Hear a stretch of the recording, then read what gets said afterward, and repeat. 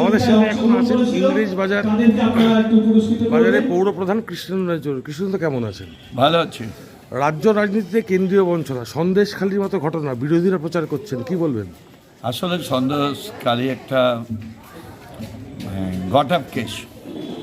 এটা আমাদের গভর্নমেন্টকে মেলাইন করার জন্য এটা করা হয়েছে, যেটা সত্যটা উদ্ঘাটন হয়েছে।